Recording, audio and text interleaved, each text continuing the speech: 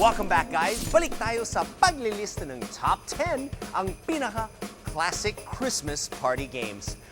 Pasok sa number 8, Basagan ng Itlog.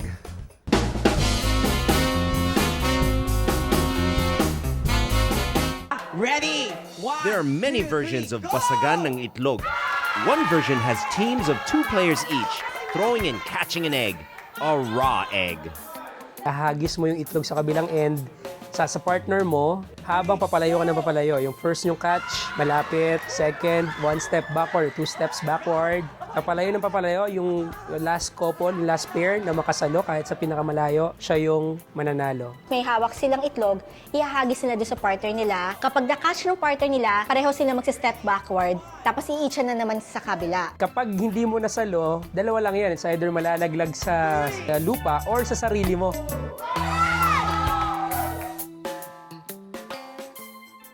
Another version has 2 players with a plastic bag with an egg tied to their waist and dangling between their legs. Of course it is.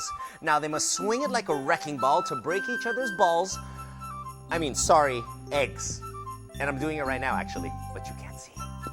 So ready na ba, guys? Let me hear Okay! Meron namang iba, nakatali rin yung itlog doon sa kanilang bewang, tapos kailangan nilang iuntog doon sa partner nila hanggang sa mabasag. Pareho kang gaganon-ganon. Gaganon kayo ng gaganon hanggang mabasag yung itlog. Isa na namang medyo bastos din na game yan. Nakakatawa to kasi meron siyang sexual connotation sometimes. Kasi ang ipagpa-partner dito, girl and a boy, para mas nakakatuwang tingnan. So, yun yung gagawin nila. Just sway-sway sila hanggat mabasag nila yung itlog. Why are we so into these egg games? Accessible ang itlog, madaling gawin. Patok siya kasi medyo may sexual connotation siya. Medyo, alam mo na, ang mga Pilipino na natatawa sa mga ganon. Nakakatawa naman kung seseryosohin mo yon. Though, kung ang ipag-prepare ay mga yung crush lang ang isa't isa, it makes the game even happier. Kasi nga, hindi siya mahilig sa itlog. Parang ang accessible lang niya eh. Yung itlog pwede mo siyang mabili kahit saan, tapos ang mura-mura pa niya. I guess yung shape din niya na parang pag initsa mo siya, mabilis siyang i-catch. As compared to kalamansi, sobrang liit. So I guess yun yung charm ng itlog.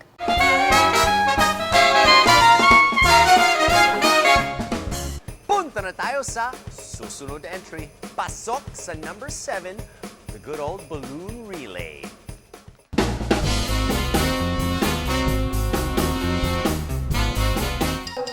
One, two, three!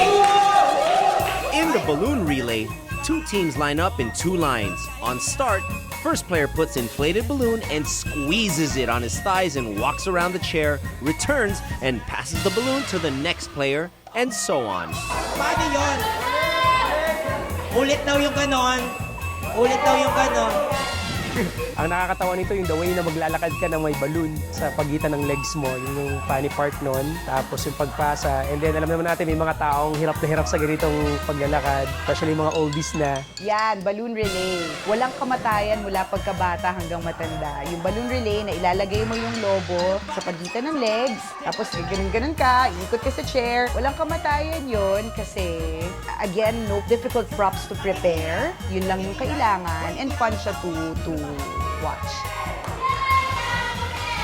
Bawal mahulog, bawal pumutok. Yun yung challenge doon kasi yung balloon, sobrang sensitive niyan. Konting ipit mo lang, baka pumutok. So, I guess yun din yung fun part dun sa game na yun. Kasi pag naririnig mong pumutok, na parang nagugulat yung mga players, nagugulat yung mga tao, kaya siya masaya. Here's how this goes, guys. The last player in each team must burst the balloon on the chair or on the floor using only his puwet. Uupuan mo yung lobo pagdating mo sa kabilang side, kabilang end.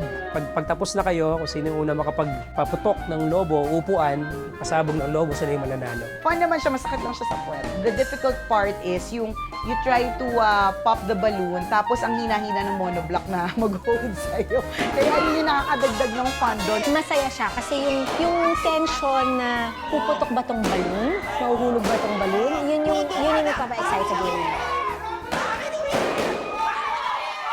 So what makes it so fun and patok? Well, it's not every day you get to see your strict boss bounce on a balloon when he tries to burst it, right? Actually, masaya siya for adults na parang kasali na sa opisina, di ba? Sa opisina medyo professional mga tao, strict, ganyan, seryoso. Ito talaga makita mo nakabukaka yung mga tao, tapos yung bola nasa gitna ng hita nila. Yun yung masaya doon. Yung kasama nga doon yung yung posible ka mahulog dun sa upuan, kakaputok ng balon. Ang ganda kasi doon is akala mo nandun ka na, pero hindi pa pala. Kasi, di ba, nakahabol yung isa dahil hirap na hirap kang putokin yung balon. So, yun may ganong klaseng challenge dun sa dulo.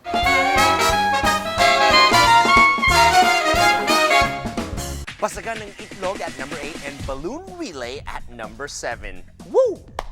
All right, guys, we gotta pause for another quick break. Ang Pinaka, we'll be right back.